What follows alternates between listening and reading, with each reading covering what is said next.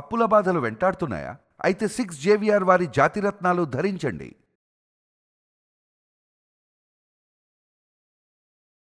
Age bar Andhra Pradesh ఈ మాట ఇప్పుడు సోషల్ మీడియాలో రాజకీయాల్లో పెద్ద చర్చగా మారింది. ఏపీ సీఎం చంద్రబాబు నాయుడు జనాభా గురించి మాట్లాడితే ప్రతిపక్షాలు మాత్రం దాన్ని రాజకీయంగా వలుస్తున్నాయి. కానీ అసలు చంద్రబాబు చెప్పింది ఏంటి? నిజంగా ఆలోచించాల్సిన విషయమైనా ఇది? ఇప్పుడు పూర్తిగా చూద్దాం. ప్రస్తుతం ఆంధ్రప్రదేశ్ లో జనాభా యావరేజ్ ఏజ్ దాదాపు 32.5 సంవత్సరాలు. అంటే రాష్ట్రంలో యువత శాతం క్రమంగా తగ్గిపోతుందన్నమాట. ఇక మరోవైపు ఇండియా యావరేజ్ సుమారు 28.5 సంవత్సరాలు. దేశంతో పోలిస్తే ఏపీ వేగంగా ఏజింగ్ స్టేట్ గా రోజు రోజుకి మారుతున్నట్లుగా మనకు తెలుస్తోంది. అయితే ఇదే ఇప్పుడు ప్రభుత్వాన్ని టెన్షన్ పెడుతున్న ఒక కారణంగా తెలుస్తోంది. ఇంకా ముఖ్యంగా ఏపీలో జననాల రేటు అంటే ఫర్టిలిటీ రేట్ అనేది 1.5 వరకు పడిపోయింది. సాధారణంగా ఒక దేశం లేదా రాష్ట్రం జనాభా స్థిరంగా ఉండాలంటే మాత్రం ఆ రేటు కనీసం 2.1గా ఉండాలి. అంటే ప్రతి కుటుంబంలో కనీసం 2 పిల్లలైనా ఉండాలి. కానీ ఆ సంఖ్య తగ్గిపోతే గనక భవిష్యత్తులో యువత సంఖ్య కూడా తగ్గిపోతుంది. వృద్ధుల సంఖ్య అనేది భారీగా పెరుగుతుంది. దాంతో పనిచేసే వాళ్ళు తగ్గిపోతారు, ఆధారపడే వాళ్ళు పెరుగుతారు. ఇదే విషయాన్ని సీఎం చంద్రబాబు ముందుగానే హెచ్చరిస్తున్నారు. ఇప్పుడు పిల్లల్ని కనకపోతే గనక రేపు రాష్ట్రానికి పనిచేసే యువశక్తి తగ్గిపోతుంది అని చెప్తున్నారు. ఇది రాజకీయంగా డైలాగ్ కాదు, ప్రపంచ వ్యాప్తంగా కూడా చాలా దేశాలు ఎదుర్కొంటున్న ఒక ప్రధాన సమస్యగా మనం చెప్పుకోవచ్చు. దీనికి పర్ఫెక్ట్ ఎగ్జాంపుల్స్ ఒకసారి చూద్దాం. దానికి పర్ఫెక్ట్ ఎగ్జాంపుల్స్ జపాన్ మరియు సౌత్ కొరియా. జపాన్ లో ప్రస్తుతం జనాభా కంటే వృద్ధులే ఎక్కువగా ఉన్నట్లుగా మనకు తెలుస్తుంది. అయితే యువత పెళ్లిళ్ళు చేసుకోవడం అయితే తగ్గించారు, పిల్లలు కనటం మరింత తగ్గించేశారు. సో దాని ఫలితంగానే చాలా గ్రామాలు అక్కడ ఖాళీ అవుతున్నాయి. పనిచేసే ఉద్యోగులైతే దొరకటం లేదు. ఫ్యాక్టరీలు, కంపెనీలు మనుషుల కోసం వెతకాల్సిన పరిస్థితి అక్కడ వచ్చింది. సో వృద్ధుల సంరక్షణ ప్రభుత్వానికైతే భారంగా మారిపోయింది. అలాగే సౌత్ కొరియా పరిస్థితి కూడా ఇంకా దారుణంగా ఉంది. ప్రపంచంలోనే అత్యల్ప జననాల రేటు ఉన్న దేశాల్లో ఒకటిగా మారింది. అంటే అక్కడ ప్రభుత్వం కోట్ల రూపాయల ప్రోత్సాహకాలు ఇస్తోంది. పిల్లలు కంటే డబ్బులు, ఫ్రీ ఎడ్యుకేషన్, హౌస్ బెనిఫిట్స్ ఇలా ఎన్నో స్కీమ్స్ ని పెడుతోంది. అయినా యువత అయితే అక్కడ ముందుకు రావటం లేదు. ఇప్పుడు అదే పరిస్థితి భవిష్యత్తులో ఏపీకి కూడా రాకూడదని చంద్రబాబు ముందుగానే హెచ్చరిస్తున్నారు. అందుకే పిల్లల్ని కనండి, ప్రభుత్వం ప్రోత్సాహకాలు ఇస్తోంది అని చెబుతూనే ఉన్నారు. ఇది కేవలం కుటుంబాల గురించి కాదు, భవిష్యత్తు ఆర్థిక వ్యవస్థ గురించి కూడా ఆయన ముందుగానే ఆలోచించి విశ్లేషించి మరి చెబుతున్నారు. ఎందుకంటే ఒక రాష్ట్ర అభివృద్ధి అంటే కేవలం రోడ్లు, భవనాలు మాత్రమే కాదు, పనిచేసే యువత ఉండాలి, ట్యాక్స్ కట్టే జనాభా ఉండాలి, ఇండస్ట్రీలో పనిచేసే మానవ వనరులు ఉండాలి. అప్పుడు మాత్రమే ఎకానమీ స్ట్రాంగ్ గా ఉంటుంది. ఇక ఇక్కడే అస్సలైన రాజకీయాలు మొదలవుతూ ఉన్నాయి. ప్రతిపక్షాలు మాత్రం ఈ వ్యాఖ్యలను వేరే దారిలోకి మళ్లిస్తూ ఉన్నారు. అసలు చంద్రబాబు ఆ పని చేయట్లేదు, ఇప్పుడు జనాలకు మాత్రం చెప్తూ ఉన్నారు అంటూ కొన్ని ట్రోల్స్ చేస్తూ ఉన్నారు ప్రతిపక్షాలు. కానీ ఒక ముఖ్యమైన విషయం అందరూ గుర్తుంచుకోవాలి. అదేంటంటే ఇది వ్యక్తిగత జీవితాలు నిర్ణయాలు కాదు, అంటే వ్యక్తిగత జీవితం గురించి కాదు, రాష్ట్ర భవిష్యత్తు గురించి ప్రభుత్వాలు చెప్పే హెచ్చరికలు వేరు. ఈ రోజు ప్రపంచంలో ఎన్నో దేశాలు జనాభా తగ్గుదలతో బాధపడుతూనే ఉన్నాయి. అయితే చాలా ప్రభుత్వాలు ప్రజలను పిల్లల్ని కనమని ప్రోత్సహిస్తున్నాయి. అంటే ఇది ఒక ఏపీ సమస్య మాత్రమే కాదు, ఇది ఒక గ్లోబల్ ఇష్యూగా మనకు అర్థమవుతుంది.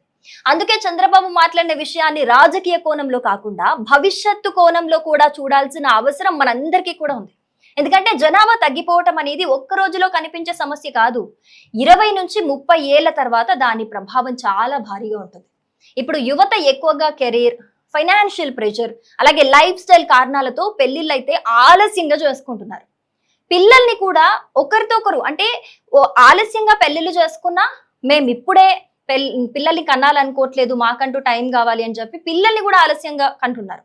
సో ఇది వ్యక్తిగత నిర్ణయమే అయినా కూడా సమాజంపై, ఆర్థిక వ్యవస్థపై దాని ప్రభావం తప్పకుండా ఉంటుంది. కాబట్టి ఇక్కడ అసలు ప్రశ్న ఏంటంటే చంద్రబాబు చెప్పింది తప్ప కాదు. రిపీట్. సో ఇక్కడ అసలు ప్రశ్న ఏంటంటే చంద్రబాబు చెప్పింది తప్ప కాదు, ఏపీ భవిష్యత్తులో యువత గనక తగ్గిపోతే ఏమవుతుంది అనేది అసలు చర్చ కావాలి. ఎందుకంటే ఒక రాష్ట్ర భవిష్యత్తు కేవలం రాజకీయాలతో కాదు, తరువాతి తరాలతో నిర్ణయించబడుతుంది. సో ఇప్పుడు చంద్రబాబు చెప్తుంది ఏంటి అని అంటే, ఆయన ముందుగానే ఫ్యూచర్ ని అంటే ఒక 10 ఇయర్స్ నుంచి 20 ఇయర్స్ వరకు ఒక భవిష్యత్తుని ఎలా ఉంటుంది ఇప్పుడు గనక ఇదే సిచ్యువేషన్ ఏపీలో కొనసాగితే గనక ఫ్యూచర్ ఎలా ఉంటుందని ముందుగానే ఎస్టిమేషన్ వేసి, ఇలా కాదు ఉండాల్సింది, మనం కూడా జపాన్, సౌత్ కొరియా లాగా ఇబ్బంది పడాల్సి వస్తుందని చెప్పేసి ఆయన ఇప్పుడే పిల్లల్ని కనండి, ప్రభుత్వం ప్రోత్సాహకాలు ఇస్తుంది అని చెబుతున్నారు. మరి ఎలాంటి ప్రోత్సాహకాలు ఇస్తుంది? ఇప్పటికీ ఒక ఇద్దరు కన్న వాళ్ళు ఓకే, ఇద్దరు పిల్లలు ఉన్న వాళ్ళతో పాటు మూడో బేబీని కంటే గనక 30,000, 4గో బేబీని కంటే 40,000 ఇస్తుంది ప్రభుత్వం అని చెబుతోంది. అలాగే ఈ మనీ అంటే 30,000, 40,000 ఇలాంటి మనీ అమౌంటే కాకుండా, ఇలాంటి ప్రోత్సాహకం ఒకటే కాకుండా, పుట్టిన బేబీకి నెల వాళ్ళకి ఆహారం కోసం అంటే వాళ్ళకి మంచి న్యూట్రిషనల్ ఒక మంచి ఫుడ్, హెల్తీ ఫుడ్ ఇవ్వడానికి కూడా మంత్లీ మెయింటెనెన్స్ కింద కూడా ఖచ్చితంగా ప్రోత్సాహకం అందుతోంది అని ప్రభుత్వం చెబుతుంది. సో మీరు పిల్లల్ని కనండి, ప్రభుత్వం అన్ని రకాలుగా తోడుంటుంది అని చంద్రబాబు ప్రభుత్వం అంటే ఏపీ ప్రభుత్వం చెబుతోంది. సో ఇందులో మనకి ఎలాంటి విజన్ ఉంది అనేది మనకు అర్థమవుతుంది. ఆయన విజన్ ఏంటో కూడా మనందరికీ తెలుసు. హైదరాబాద్ లో అంతకు ముందు అంటే ఉమ్మడి రాష్ట్రం ఉన్నప్పుడు హైదరాబాద్ ని స్టార్టింగ్ డెవలప్మెంట్ పాయింట్ గా తీర్చిదిద్దింది ఆయనే. ఆయన ఎప్పుడో కూడా ఫ్యూచర్ ని ఎస్టిమేట్ వేసిన తర్వాతే మనం ఎలాంటి డెవలప్మెంట్ చేస్తారు, ఎలాంటి డెవలప్మెంట్ కి నాంది పలికారు అనేది మనం చూసాం. సో ఆయన అప్పుడే ఒక ఫ్యూచర్ ఊహించుకున్నారు. ఒక ఫ్యూచర్ ఊహించుకొని అన్ని ఇన్వెస్టర్స్ ని తీసుకురావడం కావచ్చు, ఇప్పుడు హైటెక్ సిటీలో ట్విన్ టవర్స్ కావచ్చు, అవన్నీ కూడా సైబర్ టవర్స్ కదా, రిపీట్. సో ఆయన అప్పుడే ఒక ఫ్యూచర్ ఊహించుకున్నారు. సో అందుకే ఇప్పుడు hitech city side cyber towers కావచ్చు, కొన్ని ఇన్వెస్టింగ్ కంపెనీస్ కావచ్చు, చాలా మట్టుకు అప్పటి నుంచి స్టార్ట్ అయినవి. సో ఆ డెవలప్మెంట్ కి స్టార్టింగ్ పాయింట్ ఆయన ఇచ్చారు అక్కడ అనంటే, ఆయన ఆల్రెడీ కొన్ని సంవత్సరాల ఫ్యూచర్ ని ముందుగానే పసిగట్టి ఊహించి అలాంటి డెవలప్మెంట్ స్టార్ట్ చేయడం జరుగుతుంది. సో ఇప్పుడు కూడా అలాంటి సిచ్యువేషనే. ఆయన ఆల్రెడీ ఒక 10 to 20 ఇయర్స్ ముందు భవిష్యత్ ఏంటో ఆలోచించుకొని ఇప్పటి నుంచే పిల్లల్ని కనండి అని చెప్తున్నారు. సో దీని వెనుక రాజకీయంగా కాదు దీన్ని చూడాల్సింది, ఖచ్చితంగా మన రాష్ట్ర భవిష్యత్తు కోసం చూడాలని కూడా చంద్రబాబు చెబుతున్నారు. సో దీన్ని ప్రతి ఒక్కరు కూడా ఆలోచించాల్సిన అవసరం ఎంతైనా ఉంది. దీని మీద మీ ఒపీనియన్ ఏంటి అనేది తప్పకుండా కమెంట్ చేయండి. అంటే దీన్ని రాజకీయంగా చూడాలా, రాజకీయం చేస్తున్నారు ప్రతిపక్షాలు, మరి దీన్ని రాజకీయం యాంగిల్లో చూడాలా లేకపోతే రాష్ట్ర భవిష్యత్ యాంగిల్లో చూడాలా? మీ ఒపీనియన్ ఏంటి? కమెంట్ చేయండి.